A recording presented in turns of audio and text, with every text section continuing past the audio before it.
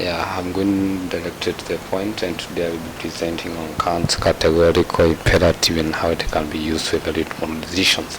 I'll explain the formulation and apply them to the life scenario. I'm going directly to the overview. In this presentation, I begin by introducing Immanuel Kant and his ethical theory.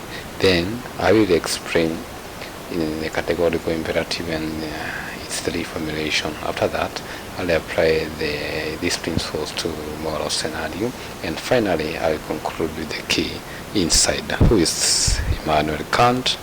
What is the categorical imperative and the reformulation, application of moral scenario, and then therefore lastly I'm going to conclusion. And now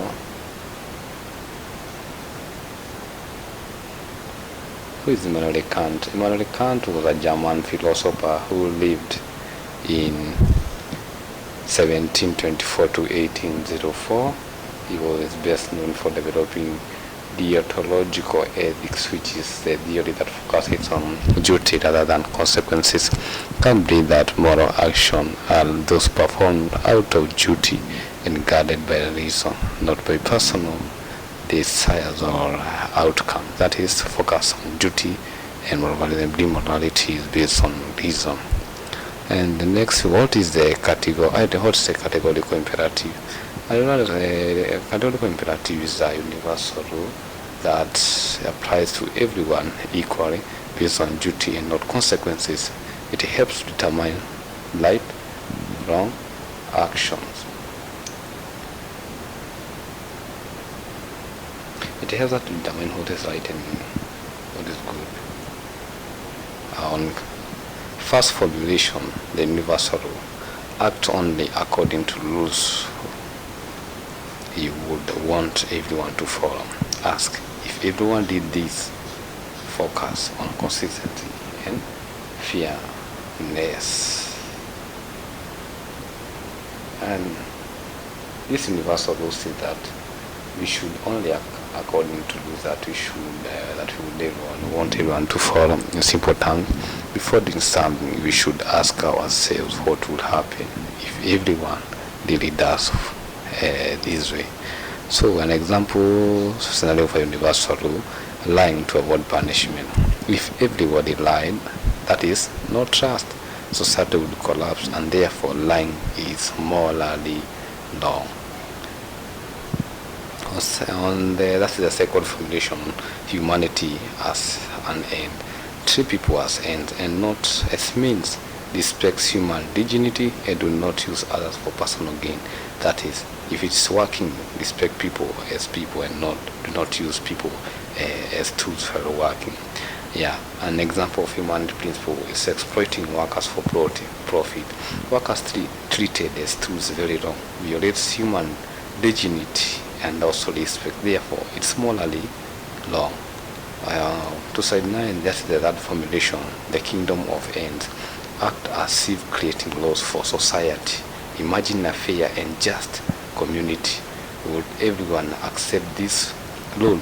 Yeah, we should ask ourselves something like that, because according to Kant, such action are morally wrong because they fail to respect others and aid in ourselves. Yeah. 9, the summary of three formulations. We have the universal law, which focuses on fairness, the law of humanity, that you should respect other persons, and then kingdom, the law of kingdom is that we should have justice in the society and consider justice in society as whole. Moral scenario: a student cheats in an exam to pass, gains unfair advantage, breaks academic rules, and affects other students. Although the student may benefit, this action raises serious and ethical concerns. Going to the side number 12, that is the universal rule analysis. What if all students cheated?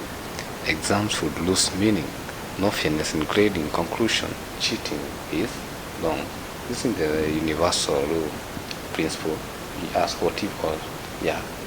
Therefore, cheating cannot be universalized and it's morally wrong. Then side number 13, that humanity principle analysis, cheating is unfair to others, using the system dishonestly, disrespects efforts of honest students. Conclusion, this violates human dignity. Side number 14, kingdom of end analysis, would cheating be accepted as a rule? No, it destroys trust and fairness. Society must reject it. Conclusion, it is morally unacceptable.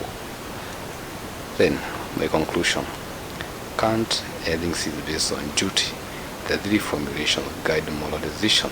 Cheating is wrong, and the four formulations, ethics helps us fair and rational choices. My conclusion, or differences, yes, the major G handles introduction to philosophy and ethics, course lecture notes, and